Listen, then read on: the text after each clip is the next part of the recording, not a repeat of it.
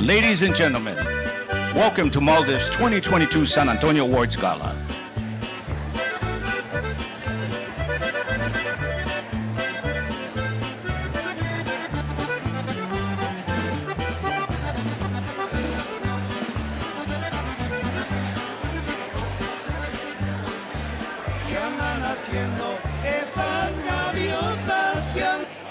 Ladies and gentlemen, welcome to MALDEF's 2022 San Antonio Awards, brought to you by our national gala sponsors, Verizon, Adobe,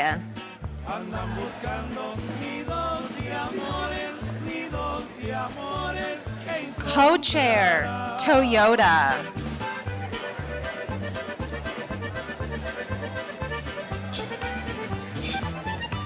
Benefactor, Airbnb,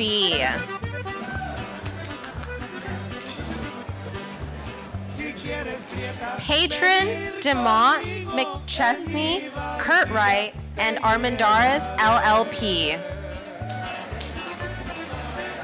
Sponsors, AARP.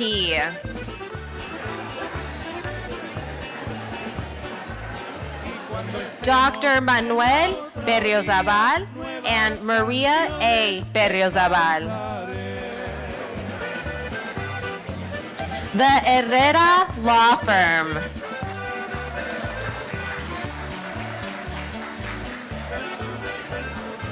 Every Texan.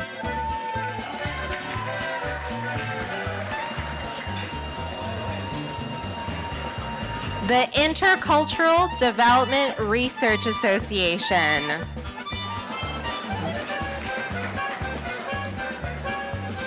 San Antonio College.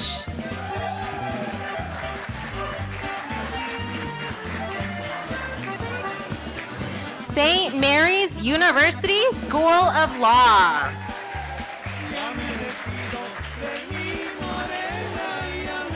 Southwest Voter Registration Education Project.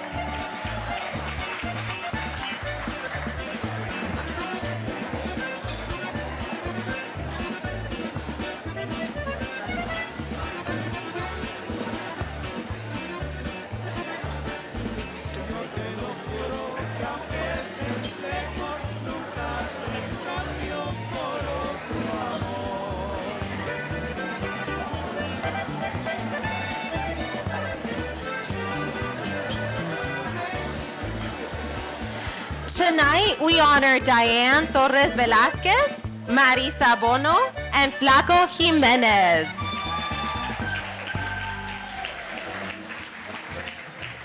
MALDEF is pleased to present this short video from our national gala sponsor, Verizon. When the revolution come knocking at my door, I ain't fighting just for myself no more, no more. Got my brothers by my side, and on the wings of freedom we ride. When the revolution come knocking at my door.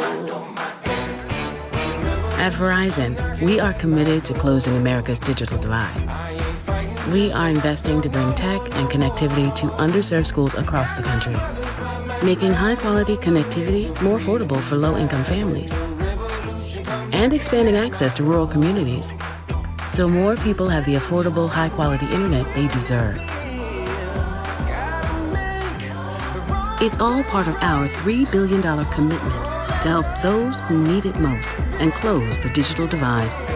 Because we believe no one should be left behind.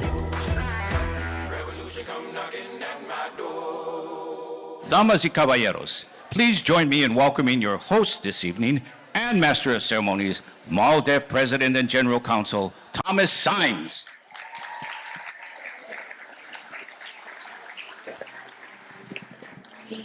Good evening, ladies and gentlemen, and welcome back after several years to a September Hispanic Heritage Month MALDEF Gala in San Antonio, Texas, where we were founded.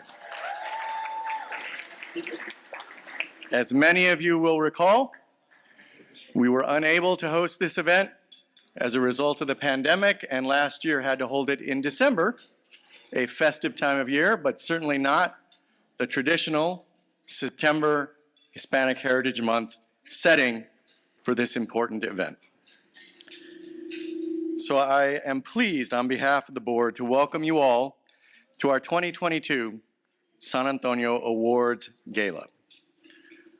I will be serving double duty as I did last year, as both your host and Master of Ceremonies. Now, those of you who were with us last year will recall that as your MC, I prefer not to go by my name, but to be known as the lost twin of Jorge Ramos.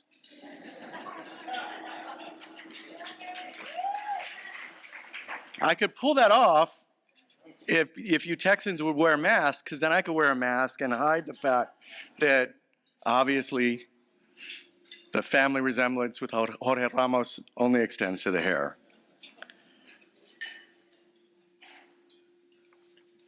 You know the important work that MALDEF does, and it would not be possible without the tremendous support of all of you in this room and beyond. The program tonight begins, of course, with our amazing set of honorees. Diane Torres Velasquez,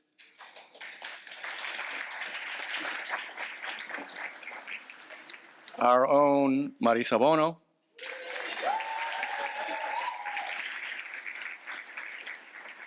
and of course, the legendary Flaco Jimenez.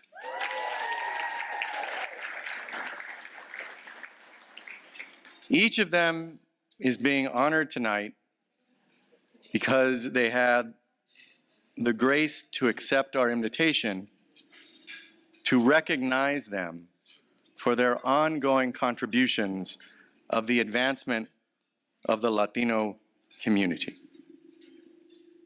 At this point in the evening, it is traditional for me to go over the remarkable history of MALDEF. But I feel as though in San Antonio, Texas, where we were born some 54 years ago, the knowledge of MALDEF, the understanding of MALDEF, and its mission to promote the civil rights of all Latinos in the United States is so well known to all of you. I feel as though going over our history is a bit like being on a plane and they tell you how to put on a seatbelt. But I ask you not to do what we all do on the plane when they explain how to put on the seatbelt, which is you pull out your device and you start. But to nonetheless listen and really bask in the glow of some of the important accomplishments that have been made through your great, great partnership. As you know, MALDEF, since its founding, has worked in courts across the country, in the legislatures and Congress, and in our communities to work to ensure that the Latino community is accorded all of the constitutional and civil rights to which each and every member is entitled and receives the recognition and representation that a community of our magnitude and importance deserves. Wherever we have worked hard, we have worked long hours, we have worked without the luxuries of our opponents, without the resources of our opponents, but with great heart and dedication, we have succeeded in accomplishing so many things, including, out of this state of Texas, of course, our signature accomplishment in 1982 in achieving the Plyler versus Doe precedent, a recognition by the Supreme Court of the right of every child, regardless of immigration status, to attend free public school from kindergarten through 12th grade.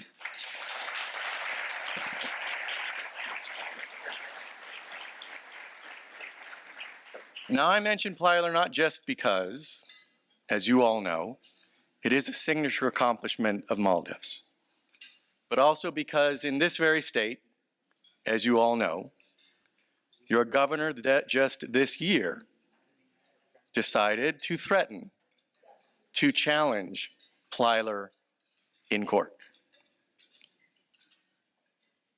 But through the great support for that precedent across the country, through our efforts to ensure a deeper understanding than the lawyer governor himself has of how Plyler is so deeply ingrained in American law that it cannot be easily overturned, that appeal on radio rapidly dissipated. Texas, of course, is also the setting for numerous challenges to the redistricting of congressional, legislative, and other electoral seats throughout the state. And as you all know, our Vice President of Litigation, Nina Perales, is once more leading us into what must be the fourth, fifth, sixth, it's hard to count, challenge to Texas's redistricting. This decade, challenging congressional, state Senate, state House, and state Board of Education redistricting for the depredations of Latino civil rights and voting rights in those plans.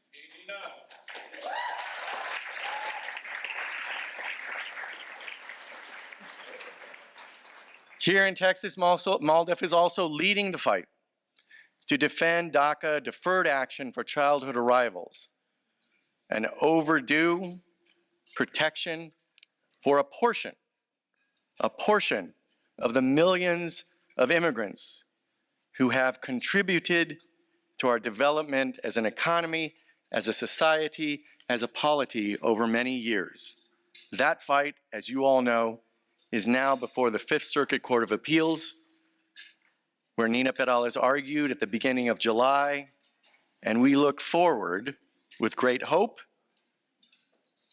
but at the same time great concern, to a decision that we hope will follow the law and require further testing, evaluation of the purported injury of the state of Texas from that important and positive DACA initiative.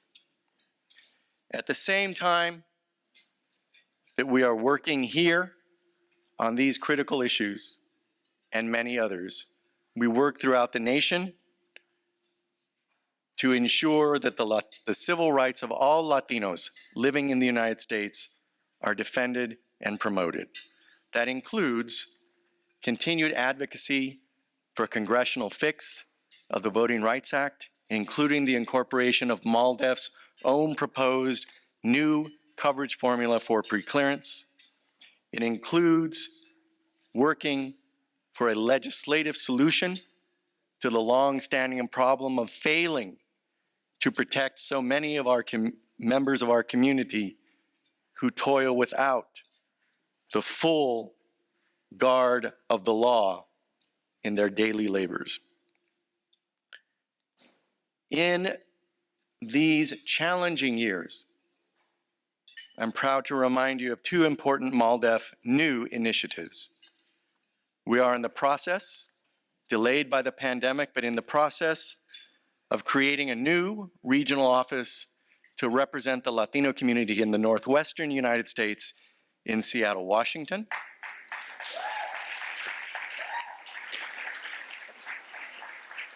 And we have launched a new program to go along with our work in education, employment, immigrant rights, and voting rights, a new program that we call Freedom from Open and Obvious Bias and Racism, a program designed to ensure that we are able to target in litigation and in policy advocacy the increasingly open and explicit white nationalism, white supremacy behind too many issues of discrimination against our community.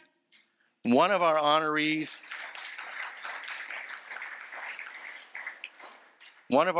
tonight, through her work in leading a case against a cemetery in South Texas several years ago that in the 21st century still refused explicitly to bury a Latino veteran because he was Latino.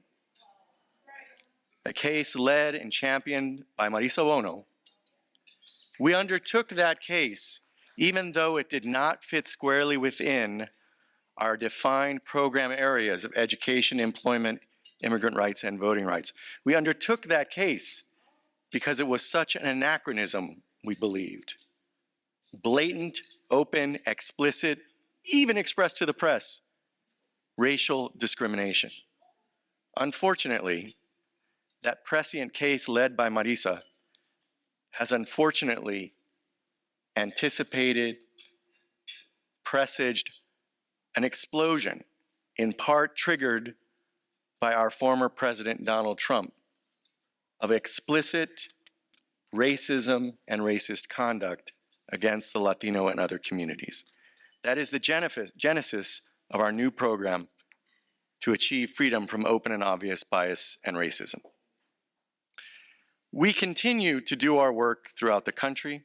We continue to do our work in these different areas of endeavor, and we do it counting on the important support, the important partnership, the important guidance of so many of you. That is why we are here to honor 3 individuals who have immeasurably contributed in so many ways and continue to contribute to our mission of promoting the civil rights of all Latinos living in the United States. We are united in this room and beyond by a commitment to that mission, by a commitment to the principles found in our Constitution, but too often honored in the breach rather than in compliance. The issues, the commitment to equality and fairness for all, to a complete and equitable incorporation of the growing Latino community in leadership of this country, brings us together tonight and unites the slate of honorees that we will, with you, accord our thanks tonight. So now I have the distinct pleasure of introducing our first esteemed honoree, Dr. Diane Torres Velasquez, Associate Professor. She is Associate Professor at the University of New Mexico College of Education and Human Sciences and President of the Latino Education Task Force. She advocates for current and future Latino students and faculty in those positions. As an elected member of the Academic Senate Freedom and Tenure Committee, she was involved in shaping university policy and practice. Dr. Torres Velasquez teaches graduate classes on research, curriculum, social justice, and undergraduate seminars for student teachers. She serves on the editorial boards of numerous academic journals, including the Journal of Hispanic Higher Education. In 2010, Dr. Torres Velasquez was the Hispanic Education Liaison for the state of New Mexico and wrote the first report on the status of Hispanic education in the state of New Mexico. Most recently, she's been the co-chair of LULAC's Hispanic Serving Institution Policy Subcommittee of the Higher Education Committee and is engaged in Lat-Crit writing and research. At the center, then, of those who have been targeted unfairly by the right wing in recent years for bringing light to aspects of history and sociology too long neglected in our education system. In her leadership of the Latino Education Task Force, Dr. Torres Velasquez has worked closely with MALDEF attorneys including Ernest Herrera, who is here tonight, former San Antonio Regional Counsel. Former San Antonio staff attorney. He's now our regional counsel in Los Angeles. Welcome, Ernest. Dr. Torres Velasquez worked closely with our team, centered on the Martinez lawsuit, and she is proudest of the moments that shifted public education through that case to be recognized as a fundamental right in the New Mexico State Constitution, and of the major court ruling that still requires New Mexico to create systematic changes to ensure that the rights provided in the Constitution are accorded to all New Mexico children, including Latino children, Native children, and children with special needs. Please join me in taking a look at the video MALDEF has produced to pay tribute to Dr. Torres Velasquez's work.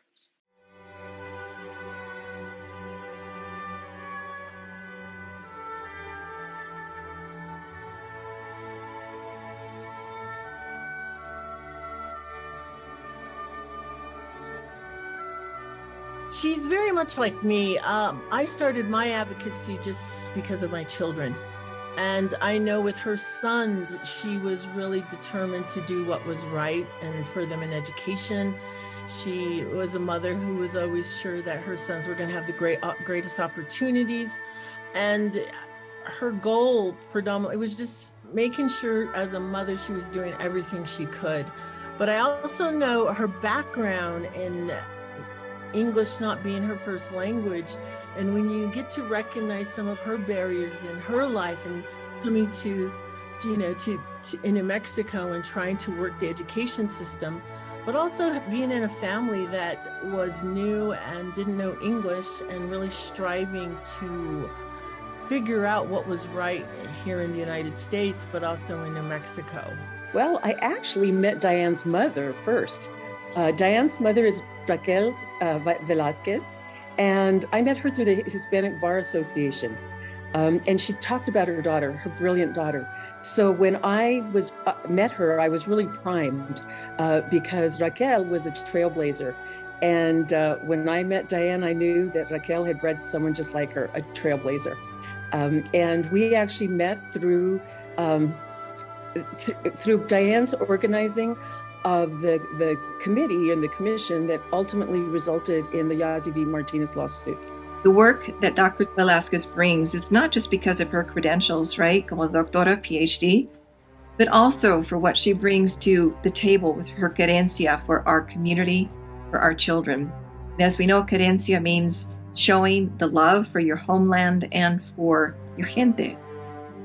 The work that she did with MALDEF, of course, in bringing together community members who were the plaintiffs in the Martinez versus the state of New Mexico, resulted in a wonderful decision that I think was really not anticipated, but very welcomed by many people in our communities, that actually puts the onus on the state of New Mexico to make sure that we are addressing the issues for children who are labeled at risk, who are children from families of color, and also students with learning disabilities. The legacy that Diane has built is building, I shouldn't say has built, is building is a legacy of training educators throughout our state, but also changing the shape of education in New Mexico so that it is more relevant to the students that we actually have, Latino students, Spanish-speaking students, Native students.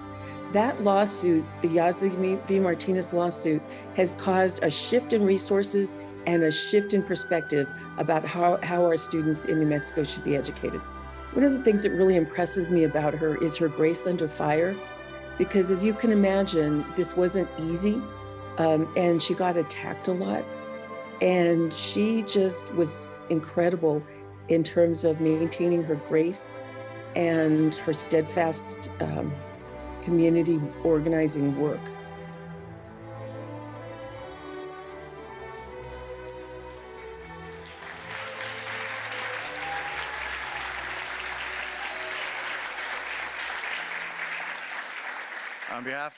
On behalf of MALDEF, it is my great pleasure to to present this award for Lifetime Achievement, Excellence in Community Service to Dr. Diane Torres Velasquez.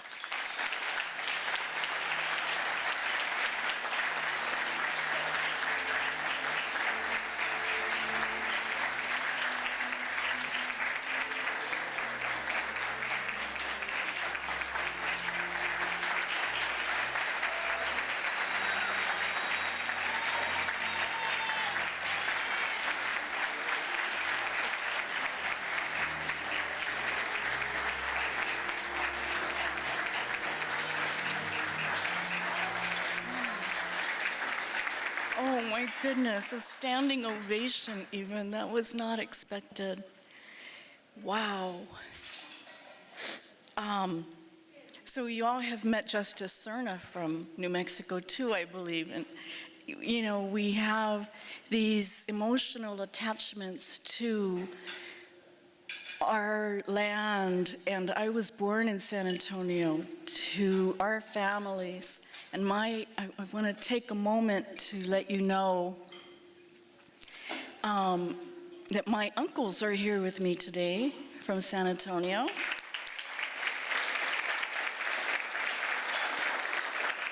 At my table is my Uncle Joe or my Uncle Sonny Velasquez.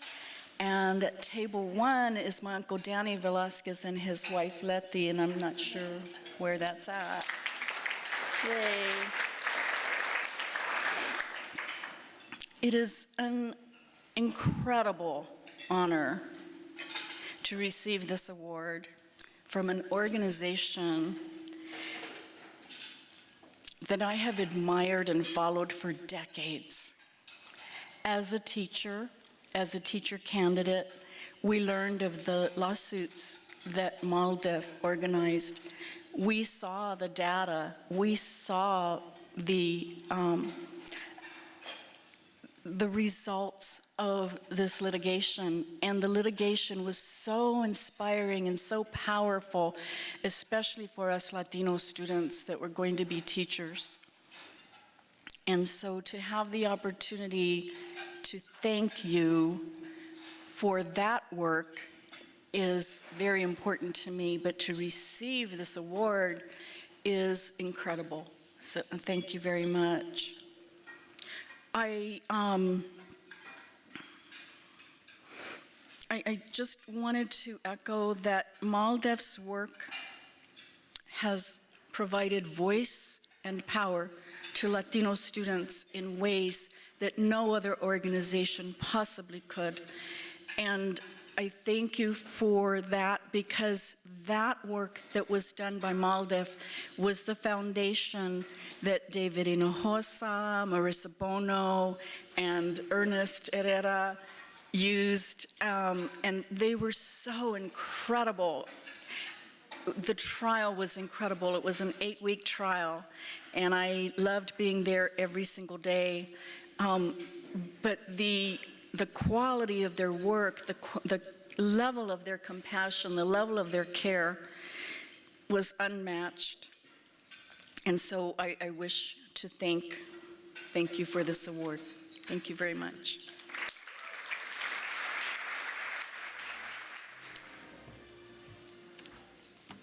What a terrific start to the evening. Thank you, Dr. Torres Velasquez.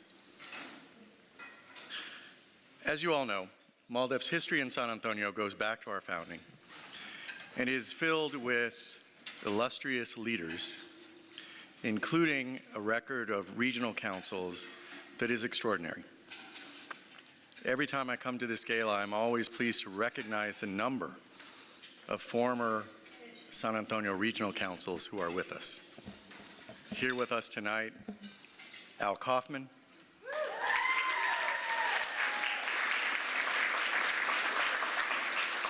Nina Perales, Mari Sabono, Selena Moreno, all of them, just a sample of the regional councils who have led MALDEF San Antonio office, serving not just Texas, but as you've heard, New Mexico and other states within the region. I am always so proud of the accomplishments of our former staff, not just in what they did at MALDEF, but what they do beyond. But it is now my great pleasure to introduce, with no pressure whatsoever, our next Regional Council, because I am proud to announce tonight that our next speaker will become, beginning next month, Interim Regional Counsel of the San Antonio office. Tonight, she will report on MALDEF's activities. Until this new appointment, she has been our legislative staff attorney. Please join me in welcoming Fatima Menendez.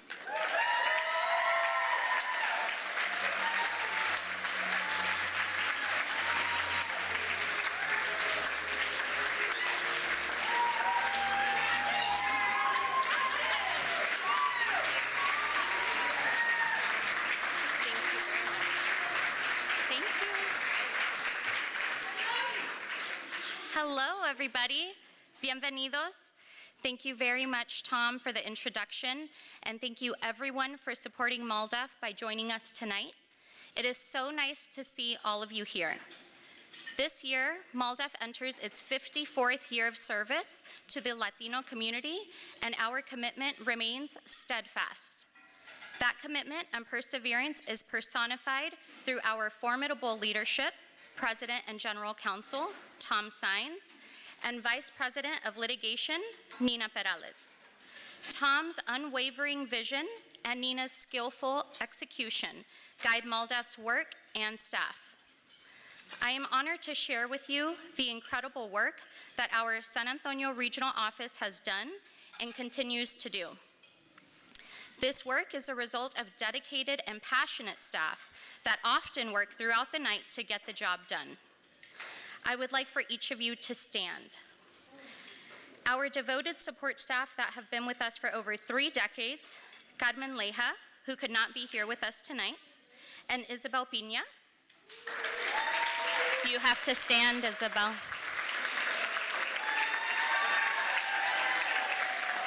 Our determined attorneys, whose passion fuels them through long days and even longer nights, Samantha Serna Uribe, Julia Longoria, and Kenneth Barreno.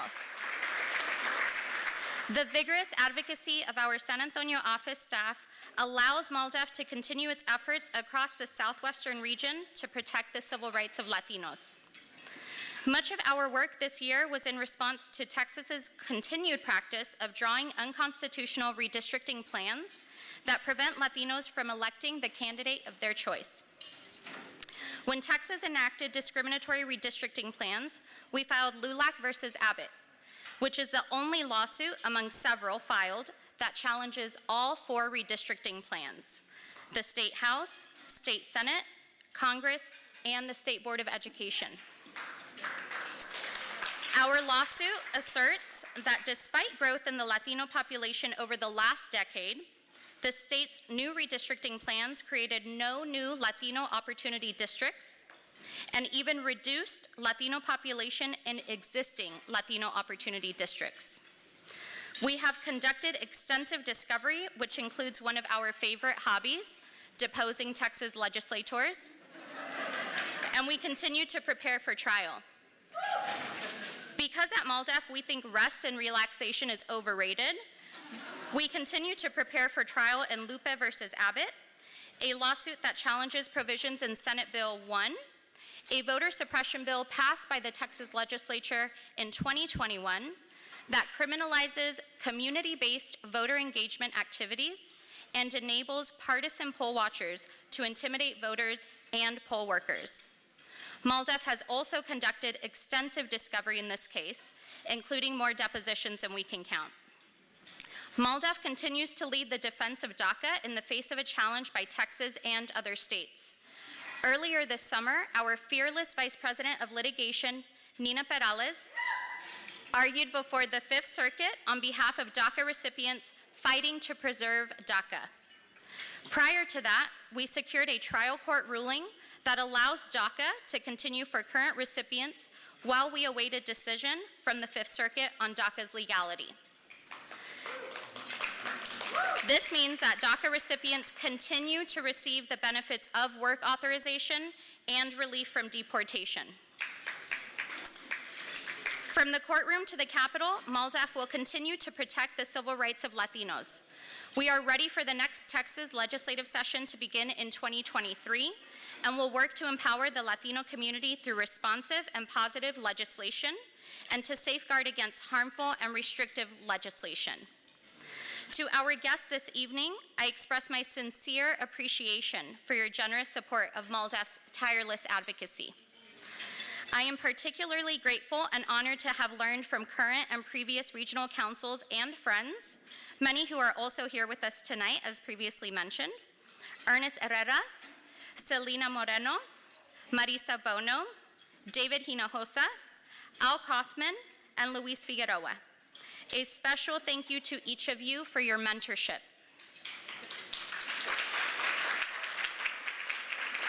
MALDEF cannot do this work alone, and we are incredibly grateful for our families who sacrifice alongside us and who provide the love and support we need to be able to do this work, as well as for our extended MALDEF family, which includes all of you.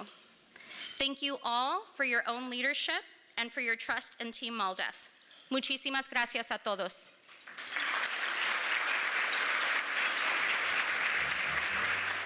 It is now my great pleasure to introduce a great friend of MALDEF, a longtime champion of civil rights throughout her very young life, our second honoree this evening, former MALDEF Regional Counsel, Marisa Bono.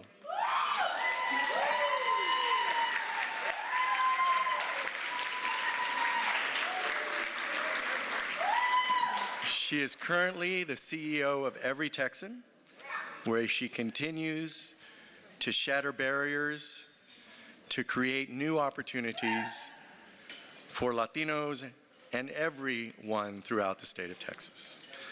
Marisa Bono was born and raised right here in San Antonio, like MALDEF, born and raised in San Antonio.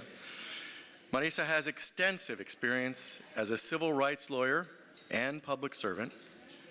She joined Austin-based Every Texan as executive director in 2021. She has specific legal and policy expertise in social equity as it relates to education, immigration, voting rights, and political access. Marisa is the first woman of color to serve as Every Texan's CEO and executive director.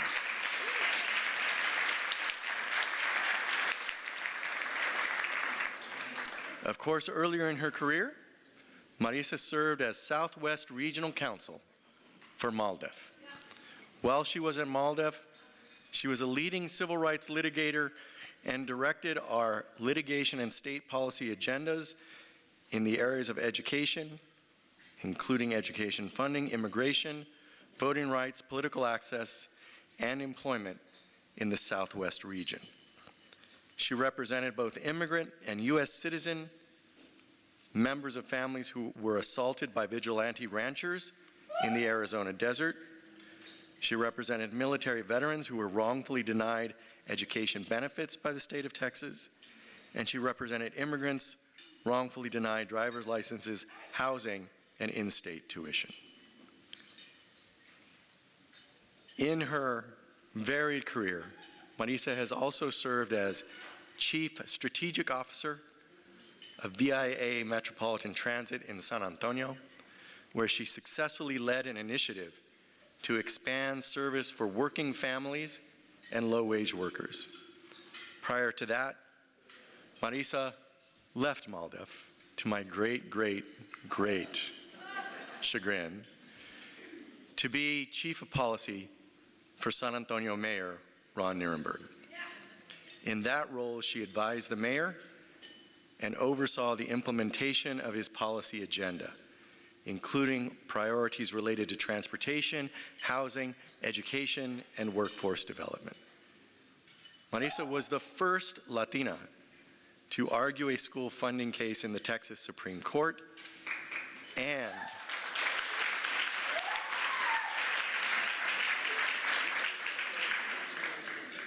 she served as the lead attorney in that lengthy, critically important trial in Martinez versus New Mexico, a landmark school funding case where she represented over 50 low-income and English learner students across the state in a 9-week trial.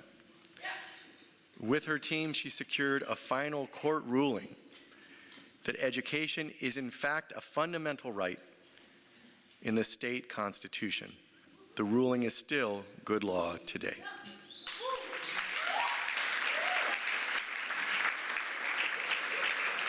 Now please join me in taking a look at the video profile produced about Marisa Bono.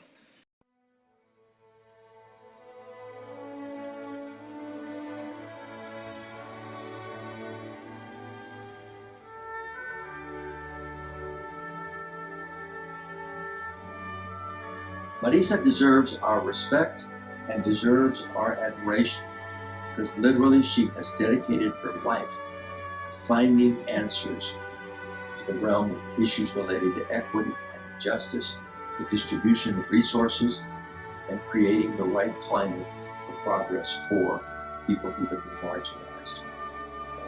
I have great respect and great admiration for Marisa Bono. I know that she is already touching lives. Every Texan has a broad impact across Texas, but I also know there's much more to come. Many lives are going to be touched profoundly and in positive ways because Marisa Bono is on the job. As an attorney, Marisa has accomplished so much. She led a 9-week trial in a school funding and equal educational opportunity case called Martinez versus the state of New Mexico, the first case of its kind. And in that case, MALDEF won a landmark decision in which education, for the first time in that state's history, was declared a fundamental right. What I believe has driven Marisa throughout her career is an interest in doing what is best for her clients and an interest in pursuing social justice. I've seen her firsthand fight against multiple adversaries, court, sometimes co-parties, sometimes adverse defense attorneys, to get the right result for her clients. And she's had to do that under adverse circumstances. But Marisa does that. She does it with passion. She does it with fortitude because she cares about her cases and she cares about justice. Marisa has a deep sense of public commitment. It is shown in her training, it is shown in selection of cases, it is shown at every step that she's worked in. Marisa understands the public world. She understands what it means to be a public leader, and she has made a huge difference at every stop she has been, whether it was at MALDEF, whether it was in the city government of San Antonio, now that she is the head of Every Texan, an organization specifically set up to advance public policy objectives for those who are marginalized, to deal with equity questions. Marisa is exactly the right person to be involved in that kind of work. I think if I had to pick a single act of Marisa's that I'm most proud of, it would be her oral argument before the Texas Supreme Court. Texas has had its lion's share of school funding cases, but Marisa was the first and only Latina to present oral argument in a school funding case before that court. She argued side by side the former Chief Justice of the Texas Supreme Court, and not only did she hold her own, she did so on behalf of low-income and bilingual students and families, which was a group that no other litigator in the courtroom was representing.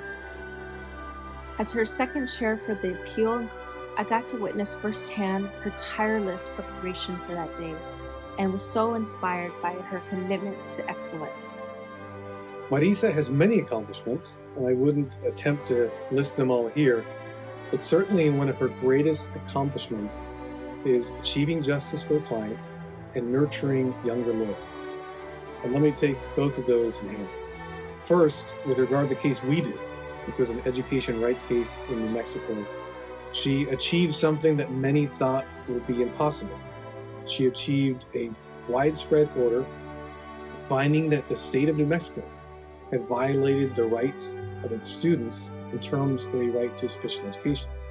That was a landmark ruling, a ruling that took an incredible amount of work, a 3-month trial, and years of pretrial litigation, and many people doubted it. But Marisa never doubted.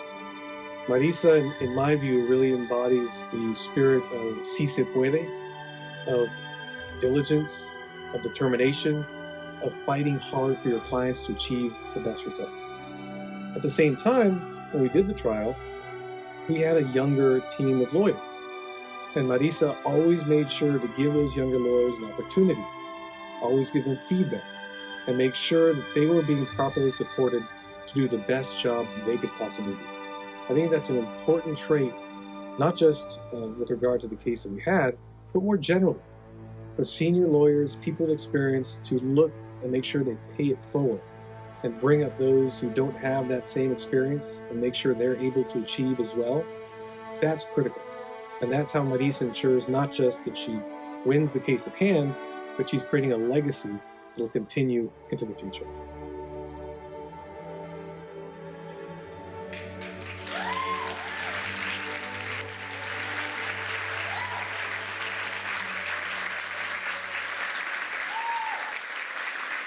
So my illustrious and longtime predecessor, Antonio Hernandez, had a saying, once a Maldefian, always a Maldefian. It is my great pleasure to present this Excellence in Legal Service Award to a continuing Maldefian, Marisa Bono.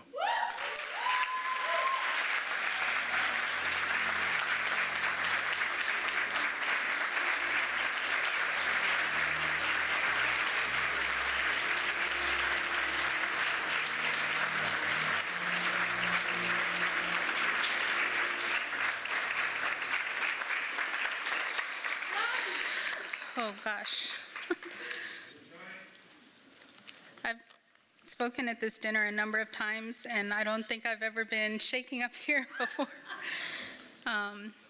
It's such an incredible honor to receive recognition from an organization that was so foundational to my professional career, to my worldview, to what I wanted to do with my life as a young lawyer. And there's really not a day that goes by that I don't draw courage and inspiration and perseverance from the lawyers at MALDEF that I had an opportunity to work under and learn from, like Tom Saenz, like Nina Parales, Marisol Perez, David Urias, David Hinojosa. You guys are really the voices that I hear in my head when I'm trying to decide what to do next. And this is a special honor for that reason. And it's also really surreal to accept this honor side by side with two incredible voices of our community. Flaco Jimenez, who was pretty much the soundtrack of my childhood growing up in San Antonio. And Diane Torres, who I worked side by side with in New Mexico for years. And there were many times when I wanted to slow down and she kept my foot on the gas. And to be sitting here with, you know, the heartbeat of our community and the voice of our community is just really something. It's something I'll never forget. I love you. You know, I think a lot of people think about civil rights lawyers as agitators, as troublemakers, for folks who are much more pessimistic, people who kind of operate around the fringes. And I know everybody in this room who really understands the work of MALDEF lawyers and civil rights lawyers across the country understands that they're patriots. These are people who defend our Constitution, who defend the ideals and principles that this country was founded on. And They recognize that America is not just a country. America is an idea, okay? America is an idea of hope and optimism, and it's supposed to be a place where if you work hard, you have opportunity and there's social mobility, and you can create a life where you have a life of purpose and safety and security for your family. It's the American dream, right? And I had the opportunity when I was growing up here in San Antonio to witness that American dream firsthand in my parents, who are here tonight, my mother and father.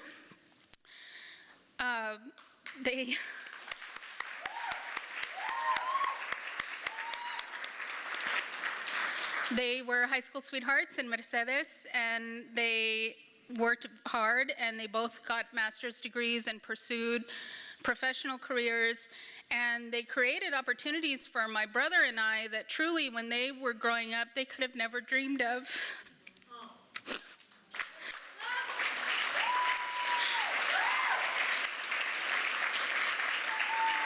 And that my grandparents and my great-grandparents certainly could have never conceived of as being possible for families like ours. And so when I was growing up, I thought America was for me. I felt like I could be whatever I wanted to be, that the opportunities would be there for me. And I fear that we live in a country now and a state now where far too many people are being left behind, where people, black, brown, white, urban, rural, are being left behind, and they don't see America as a place for them. And that's very dangerous because it breeds resentment, and it causes people to look for someone to blame. And too many of our elected leaders, instead of focusing on the dignity and the potential that is inherent in every single one of us, they use race as a wedge to divide us, and they use class as a wedge to divide us. And they force us to live in this zero-sum reality where we're forced to think that if one group has a benefit or an opportunity, another group can't. And I think everyone here in this room is here tonight because we reject that subversive vision of our country and our state. We don't have to accept that. We are ready to stand up against that. We are the believers, and MALDEF is the defender.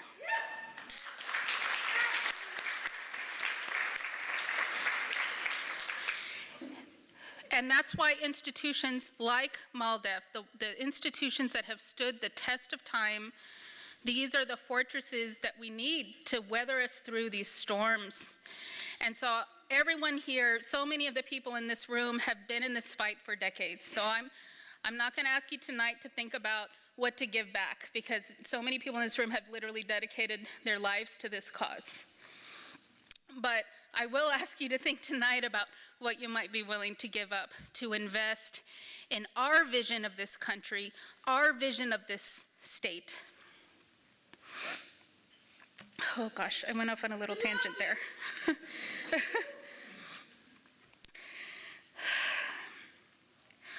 I'm so proud now that I'm at Every Texan. I have staff members, team members here tonight. Luis Figueroa, who was a former legislative attorney at MALDEF. He now oversees our legislative strategy. Jonathan Malagon, he's a transplant from California, but we love him anyway. And he's our director of equity, and Coda Raya Garza, a first-generation fronteriza who's about to get her PhD, is our director of research and data. We stand with MALDEF tonight, and we look forward to continuing this fight together with you in the legislature. And on a personal level, I want to thank my parents. I know my path has not always been a straight one or the most orthodox. And I just want to thank you for always standing by me and believing in me and believing in my work. I also want to acknowledge my son Andres, who is here. He's 10.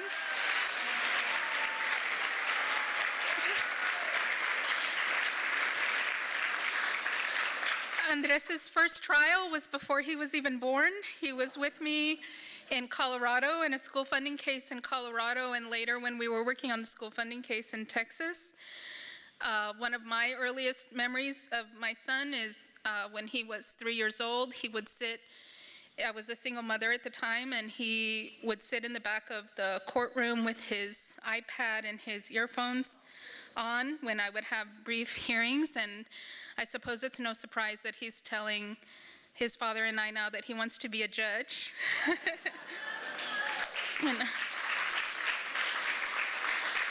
Andres, I just want you to know that everything that I do is to try to make a better world for you and your friends.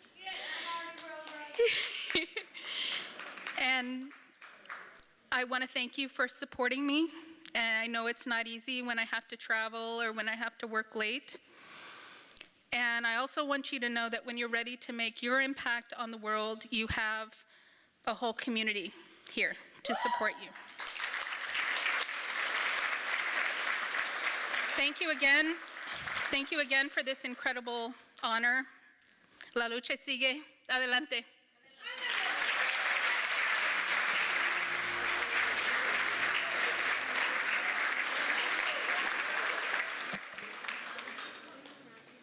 Amazing.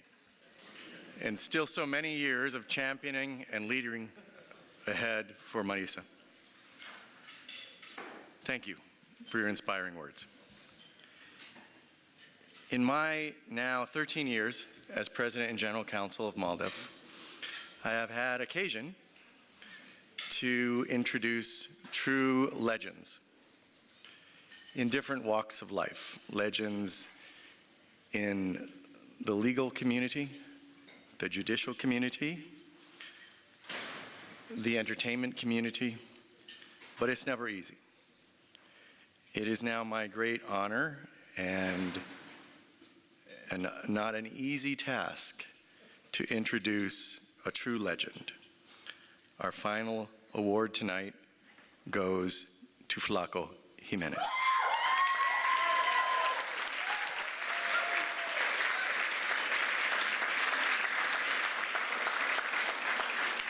Flaco Jimenez was born in San Antonio, Texas in 1939 and raised in a musical family.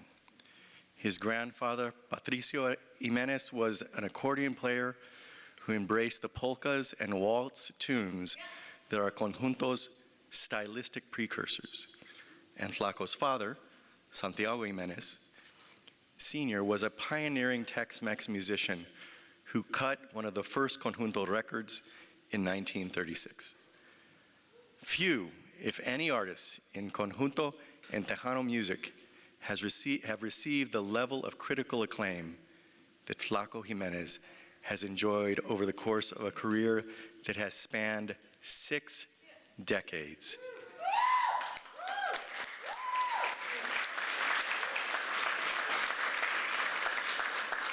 And it's absolutely certain that no one has taken the accordion-fueled Tex-Mex sound to a larger audience than he has.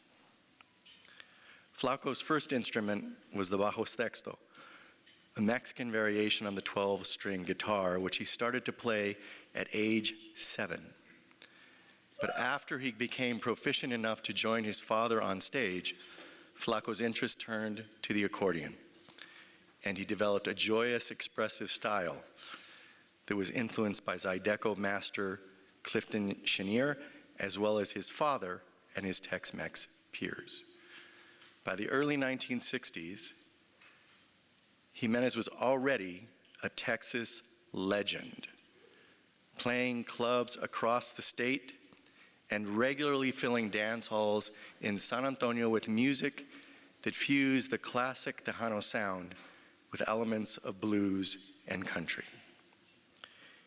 In 1989, Flaco and his old friend Doug Somm teamed up for a new project with country legend Freddie Fender and fellow squeezebox man Augie Myers. Calling themselves the Texas Tornadoes, the band scored a deal with Reprise Records, and they hit the charts with a recut of Meyer's local hit, Hey Baby, ¿Qué pasó? A track from the Texas Tornadoes' debut album, Soy de San Luis, won a Grammy as Best Mexican-American Performance of 1991, and it would be the first of 5 Grammys Flaco would receive before the decade was out.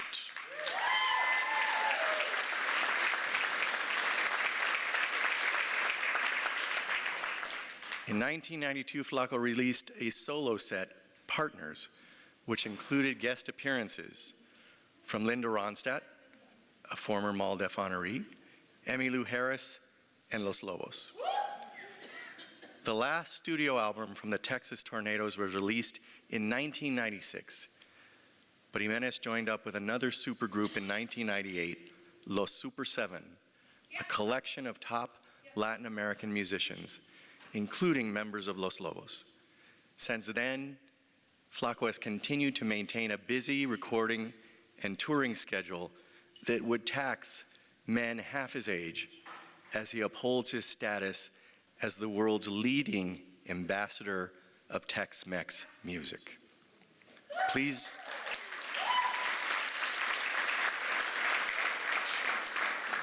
join me in taking a look at the video that MALDEF produced about Flaco Jimenez.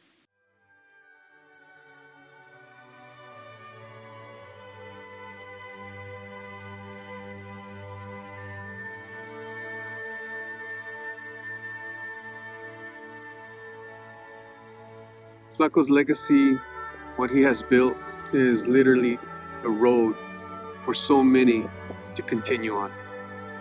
From recording with all types of genre of music to touring the entire world. So he has basically paved the road for all of us musicians to continue following that path. There's a lot of lessons I've learned from Flaco, but one of the big ones is no matter what happens, try to have fun. Try to have as much fun as you can doing what you're doing, and do everything from the heart. I mean, he's given so many people like myself an opportunity to continue this music forever. And so as long as I'm still able to sing and perform, I will always mention his name. My first impression of Flaco was, man, that's the coolest cat I've ever met. He likes to experiment with different kind of musics. You know, I mean, he doesn't stay in this one vein. He'll go anywhere. All I'm gonna say, he's accomplished a lot. He's not building a legacy. He is a legacy. Period. I think Flaco Jimenez is an example for all the youngsters out there that want to play the accordion. It's unbelievable, and besides being a great guy, great person, he just makes the accordion sound so cool, like nobody else can. I think that's very special. I have a lot of respect for all the things that he achieved during his career, like recording with the Rolling Stones, Carlos Santana, Willie Nelson, Los Lobos, the Mavericks, Dwight Yoakam, Linda Ronstadt, you name it. I think, I know there's no other accordion player on this planet that achieved what Flaco Jimenez achieved. So I think he can be very, very, very proud of himself, because what can I say? I mean, for me, Flaco Jimenez is simply the best. Flaco, muchísimas felicidades y le quiero mucho.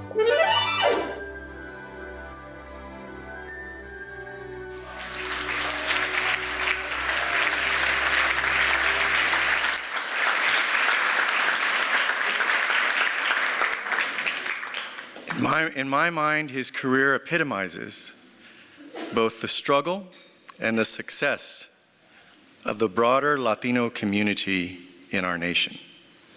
He has worked tirelessly over so many, many years, pivoted, as we all know, throughout his career, all to ensure that our community and its cultural traditions would be remembered and respected as they should be.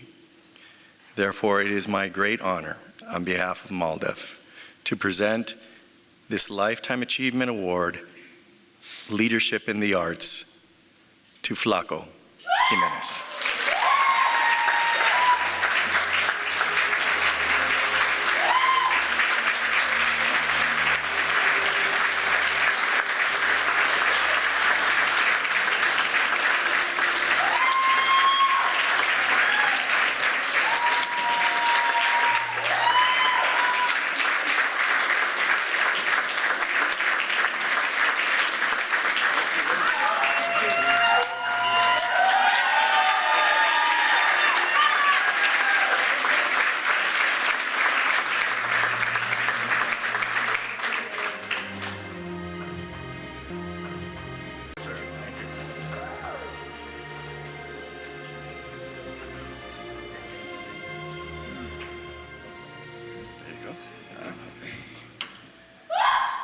Hey, baby, ¿qué pasó?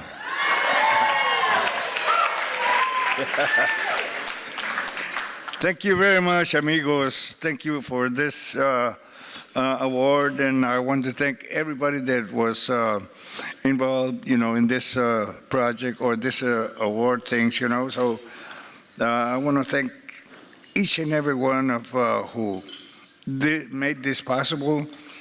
It's okay. Oh, it's okay. I think I'm out of words. God darn, man.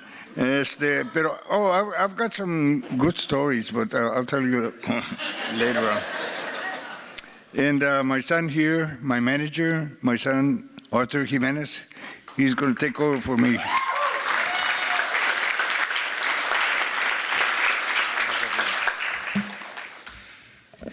Oh God, after that video and speech, I got a little nervous, guys, so bear with me. So many people to thank, and forgive me if I leave any names out. On behalf of my father, would like to thank everyone who participated in this. I know it takes a lot of work and effort to put this together. The individuals for MALDEF.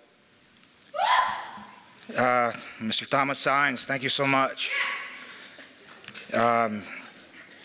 Special thanks to Gina Montoya and the staff. So thank you so much for all of it.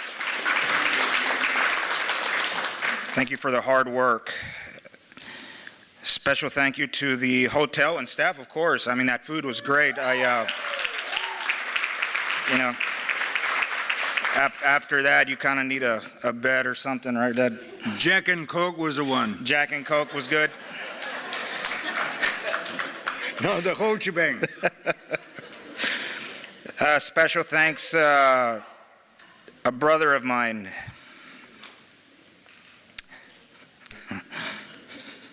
Try not to get choked up. Nuni Rubio. Lead vocalist for my dad for many years. Always took care of him throughout the years and still does. And Augie Myers.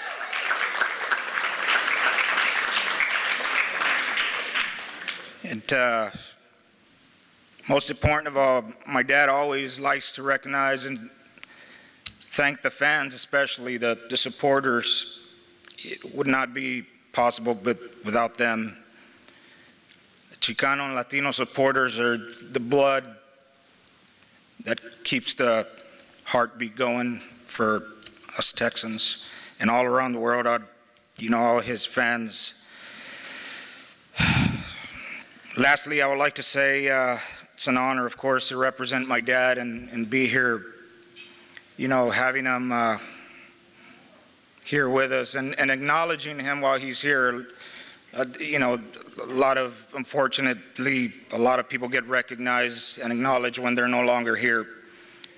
I'm glad to share the stage with him, so thank you guys for acknowledging him.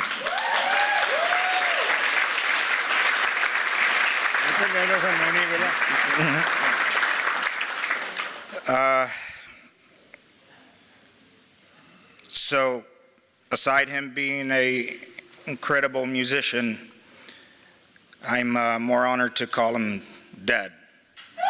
So, I just kind of out of the, split a moment. Nuni, can you come up here, brother, please? Nuni Rubio. He's going to share a couple of words for us. You can make me cry, dude. You can make me cry. Quit it. Let go. Thank you, brother. I spent half my life with you, Flaco.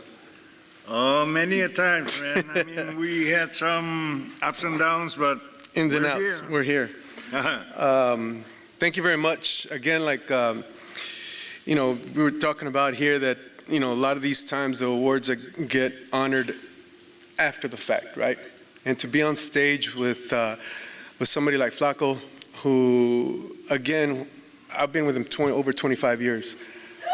And when I came into his life, he was already a superstar, He didn't need me.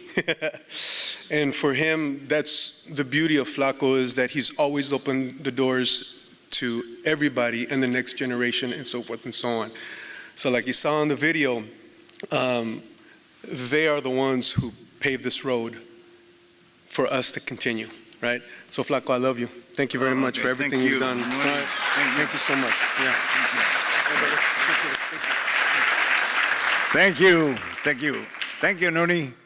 And our upcoming album, it's coming out pretty soon with the whole band, Augie Mars, Nuni, Rubio, and a whole bunch. It's on the works now of the groove of Tex-Mex, rock and roll, poquito. Pero it's más conjunto. So, yo creo que it's going to be in a little while, though, when it comes out. But you're going to notice, if you hear this record, that it's so versatile, man. It's so bilingual. It's so many things of musics that if you hear it, you're going to say, wow, man. Oh, so many instrumentations, so many things involved in every theme of 12 cuts, So, como quiera, it's coming pretty soon.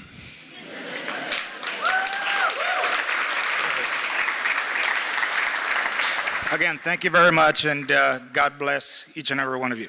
Thank you. Thank you.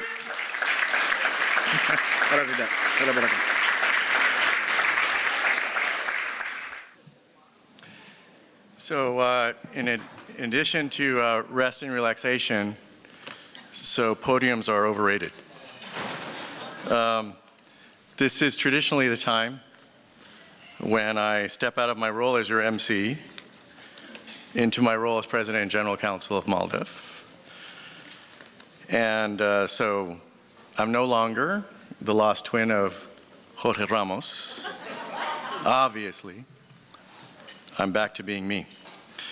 So let me first start, as we do, by rendering some important thanks. First of all, let me thank the Board of Directors of MALDEF, past and present. So many of them have come from Texas, and many of them are here tonight. So I'd ask all of our past and present board members to please stand and accept our gratitude for your wise leadership of this organization over so many years. Please stand.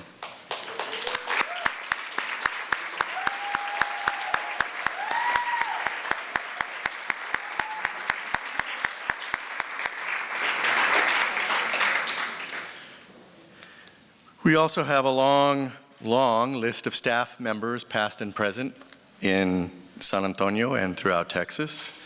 So I'd now like to ask all of our staff members, some of them stood previously as Fatima mentioned their names, but let me ask all of our MALDEF staff members, past and present, to please stand and accept our gratitude for all of your work on behalf of the mission.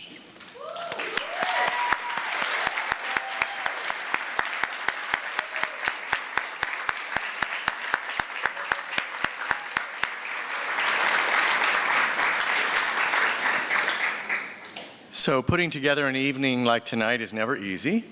So I do want to recognize those who helped put together this evening's celebration: Gina Montoya, Amy Borrayo, Alexis Pantoja, Jose Delgado, and Sandra Hernandez. Thank you. I should say that tonight we have 3 MALDEF vice presidents, 3 out of 4, who are here with us. They help to lead and steward our pursuit of the mission through all of the hardships, through all of the obstacles, through all of the daily challenges. So please let me recognize and ask to stand our 3 vice presidents here tonight. Our Vice President of Litigation, Nina Perales, our Vice President of Development, Gina Montoya, and our Vice President of Communications and Media, Sandra Hernandez. Thank you all.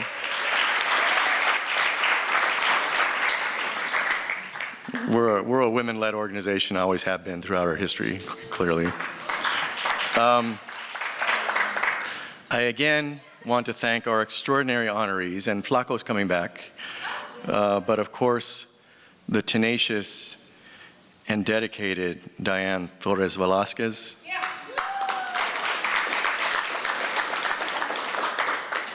The eloquent and extraordinary leader, Marisa Bono.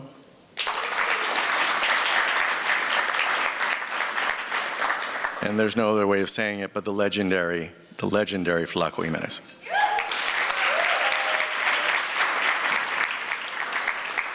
So you've heard too much from me tonight, so I will keep my comments as President and General Counsel brief, I hope. I'm still a lawyer, so expect at least 30 minutes. Just kidding, okay? I want to recognize, first of all, I will acknowledge what most of you know, that I am a Californian, not a Texan. But I want to recognize a recent Texas milestone, which, as you know, 2 weeks ago, the U.S. Census Bureau acknowledged that it now believed that Latinos in Texas outnumber white Texans.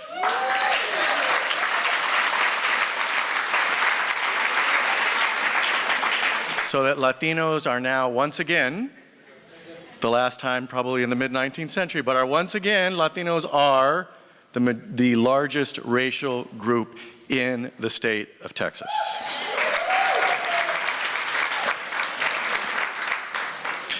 Now, as a Californian, I have to say to y'all, what took you so long? California, we passed this milestone 8 years ago. 8 years ago, Latinos became the largest racial group in the state of California, surpassing whites.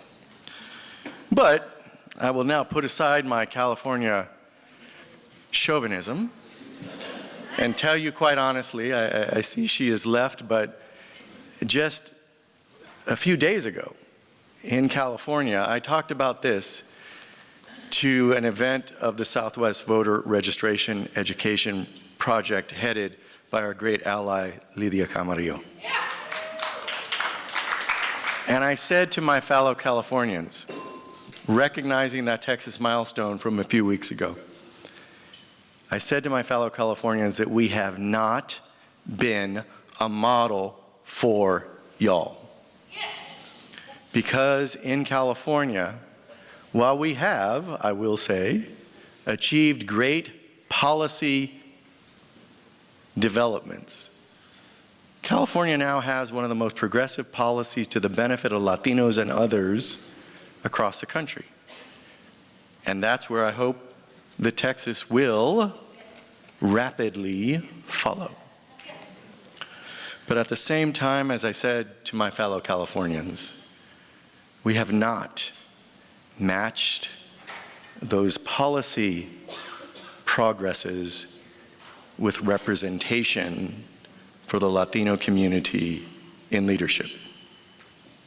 In particular, I noted to my fellow Californians that while we had recently celebrated the appointment of the first Latina Chief Justice of the California Supreme Court, we were still limited to one Latino or Latina justice at a time on the California Supreme Court. Now, to put that in full context, that's a 7-justice court. And throughout history, Latinos, now the largest racial group surpassing whites, have only ever had only one Latino or Latina justice at a time. Extraordinary. Especially when you consider that every other significant racial group has far exceeded that brown ceiling of one. Throughout most of California's history, unsurprisingly, whites, now the second largest racial group in California, have had as many as 7 justices, the full complement of the court at a time. In recent years, there have been as many as 4 Asian American justices on the California Supreme Court at the same time. With the most recent appointment by Governor Gavin Newsom in 2023, there will be 3 black justices serving at the same time on the California Supreme Court. With this recent appointment by Governor Newsom, there will be 2 openly LGBT justices on the California Supreme Court at the same time. The only racial group confined to one, a brown ceiling of one, throughout California history are Latinos. Now, that's not something to be proud of in California. I have come to call this the California paradox, a paradox that I hope you all can and will avoid in Texas. A paradox of progressive policy and severe underrepresentation in positions of leadership.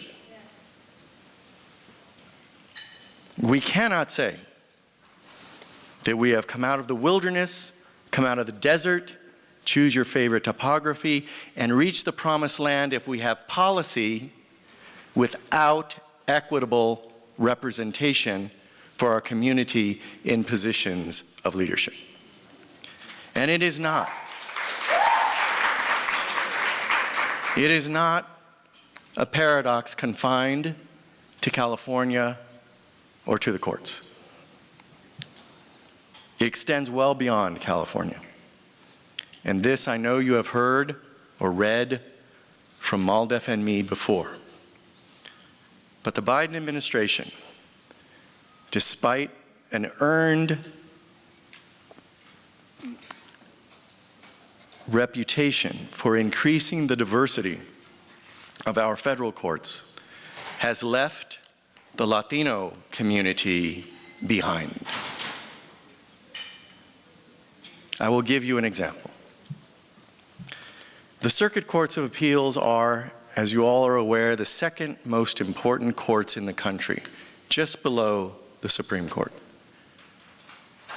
Under the Biden administration, we have seen 15 black judges placed on our circuit courts across the country. We've seen 11 white judges placed on circuit courts across the country. We have seen 6 Asian American judges placed on circuit courts across the country. And who's in 4th? Latinos, with only 5 judges placed on circuit courts across the country. And I hasten to note, only 1 of those 5 has been a Latino woman. We are 4th in appointments to our second most important courts in this country, despite the fact that come January, we will mark 20 years since the Census Bureau recognized that Latinos are the largest racial minority group in the country. That is to say, 20 years ago in January, the Census Bureau acknowledged that Latinos had surpassed blacks in the country to become the largest minority group in the nation. 20 years later, we are fourth in appointments by a progressive presidential administration to our circuit courts of appeals. And yet we are expected to nonetheless celebrate, as we should, but celebrate exclusively the diverse appointments of this administration. I urge you to work with MALDEF to address this problem on a nationwide basis and to prevent the California paradox from becoming a Texas paradox and even more dangerous, a United States of America paradox. A progressive policy coupled with severe underrepresentation. That is not to say that we do not have progress to be made when it comes to policy. Policy that respects the poor, that respects women and their right to reproductive choice, that respects immigrants and their contributions to our nation, that respects and recognizes folks from the LGBTQ community who have progressed despite ongoing disrespect and oppression, to respect Latino and other minority communities. We must reject the notion that diversity all by itself is sufficient. We must reject the notion that minorities are fungible. Fungible is usually a term that's used to describe things like currency. It means that you're indifferent if I give you a $5 bill versus 5 $1 bills. Fungible. Minorities are not fungible. We must not be expected to celebrate diversity when it does not equitably and adequately include us in leadership of this nation.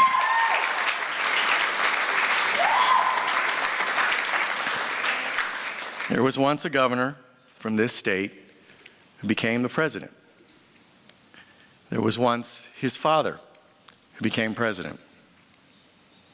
And they used in a very nefarious way the phrase, the soft bigotry of low expectations. I now want to paraphrase and take that phrase to ask us all to reject the soft bigotry of low representation. It cannot take us to the promised land. We cannot get there in a vehicle of policy without representation. You've heard today from Fatima on behalf of the staff, from our honorees with their records of ongoing, arduous, long-term work. Rest and relaxation become overrated because we do not have the adequate and equitable representation to depend on each other to progress our community. It's lonely to be first, to be the only, to be the one, whether it's a meeting or a board or a council or a court. And we must not, for 20 years having been the largest racial minority in the country, we must not accept this any further. With your help, support, and partnership, MALDEF will commit to commemorate that 20th anniversary in January with resounding efforts to ensure that the entire nation, from the White House across to the other coast, will recognize that Latinos deserve full recognition and representation in our country.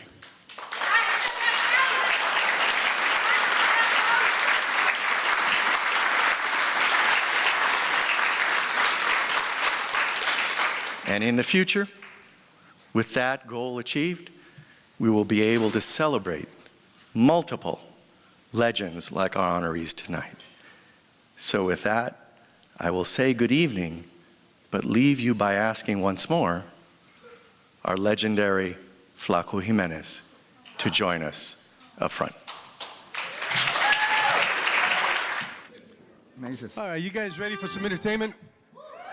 6-time Grammy Award-winning, lifetime Grammy Award-winning Flaco Jimenez, ladies and gentlemen. Vámonos. 1, 2, 3, 4.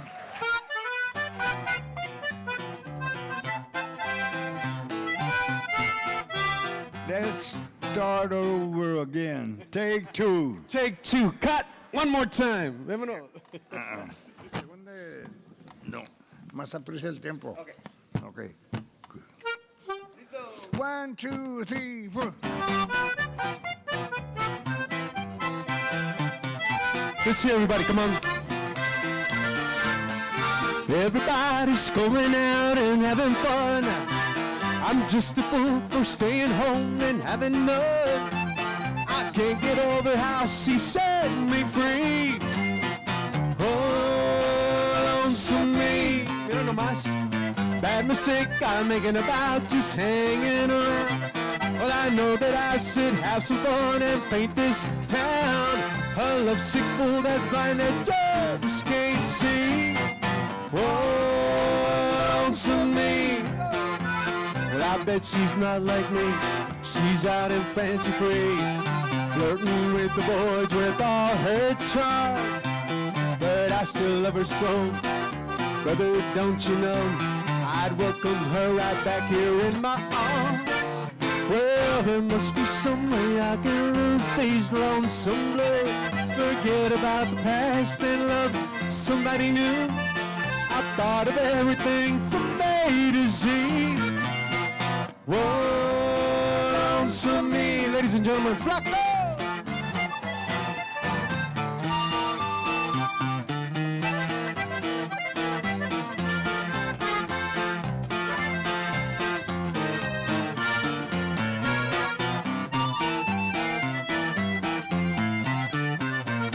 Everybody's going out and having some fun. I'm just a fool for staying home and having none. I bet she got whatever she wanted from me. Whoa, lonesome me. Bad mistake I'm making about just hanging around. Well, I know that I should have some fun and paint this town of lovesick fool that's blind and just can't see. Oh, lonesome me. Well, I bet she's not like me. She's out and fancy free, flirting with the boys with all her charm. But I still love her so. Brother, don't you know, I'd welcome her right back here in my arms. Well, I bet she's not like me on this rolling mule. Battle Bay ain't going on somebody blue. I bet she wants from A to Z. Oh, lonesome me. One more time, we go. Oh, lonesome me. Oh, lonesome me. Flaco.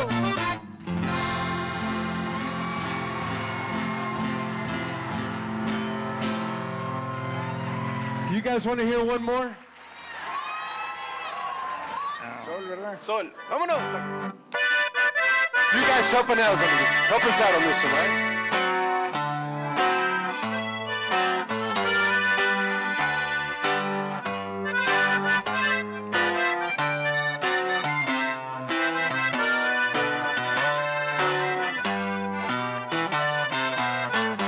Este amor apasionado anda todo alborotado por volver.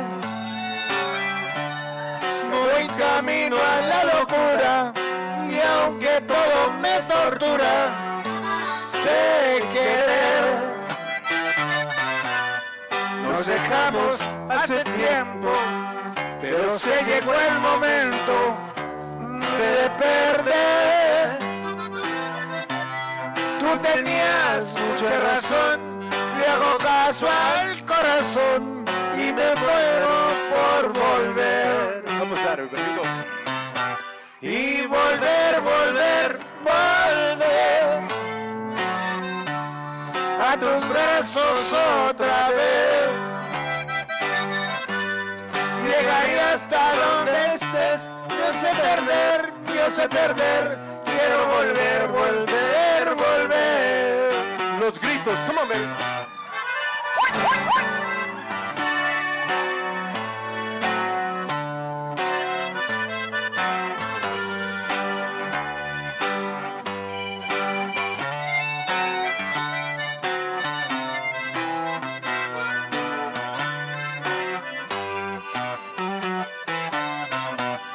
Nos dejamos hace tiempo, pero se llegó el momento de perder. Tú tenías mucha razón, le hago caso al corazón y me muero por volver. Y volver, volver, volver a tus brazos otra vez. Llegaré hasta donde estés. Yo sé perder, quiero volver, volver, volver. Everybody, here we go. Come on, Flaco. Y volver, volver, volver a tus brazos otra vez. Llegaré hasta donde estés. Yo sé perder, quiero volver, volver, volver. Damas y caballeros, Flaco Jiménez. Muchísimas gracias. Thank you very much. God bless you guys. You guys have a good night. Thank you. That deserves a drink. Thank you.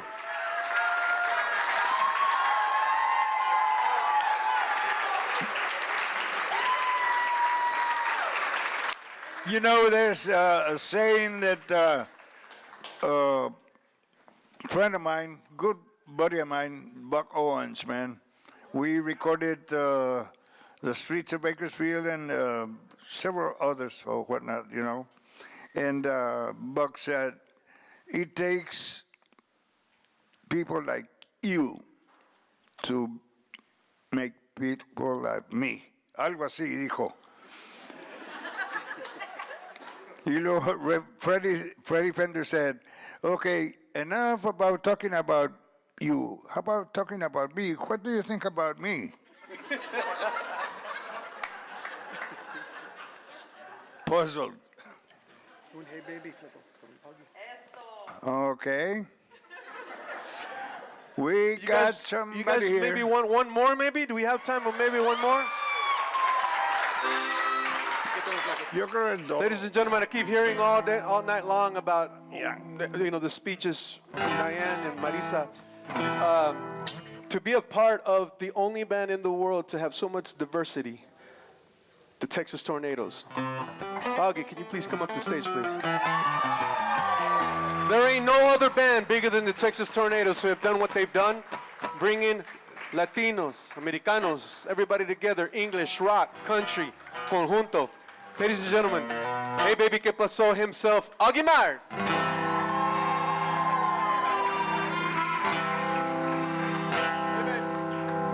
Thank you very much.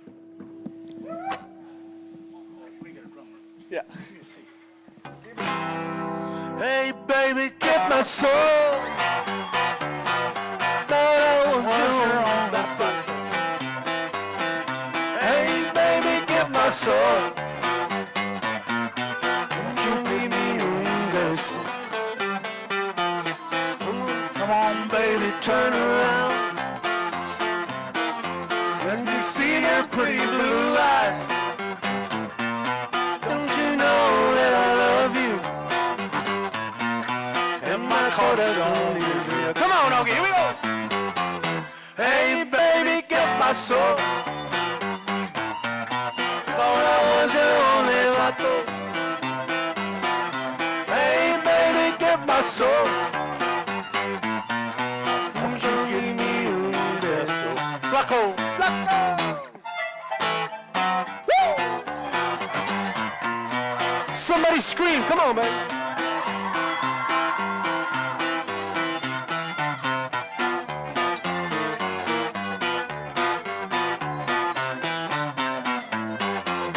Come on, baby, turn around. Let me see your pretty brown eyes. Don't you know that I love you? And my corazón is real. Hey, baby, ¿qué pasó? Thought I was your only vato. Hey, baby, ¿qué pasó? Won't you give me un beso? ¡Flaco! ¡Échale!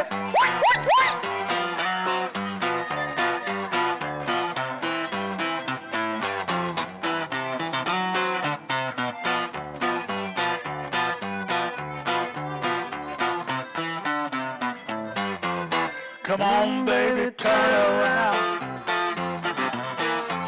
Let me see your pretty blue eyes. Don't you know that I love you? And my corazón is real. Everybody, come on, let me say. Hey, baby, ¿qué pasó? Thought I was the only vato.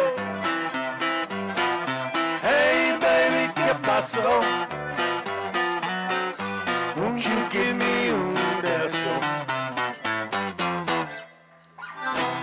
Augie Myers, ladies and gentlemen, Flaco Jimenez. Santiago here on the bow. Muchísimas gracias. Thank you very much. You guys have a good night. God bless you. Thank you. Be careful when you're going home.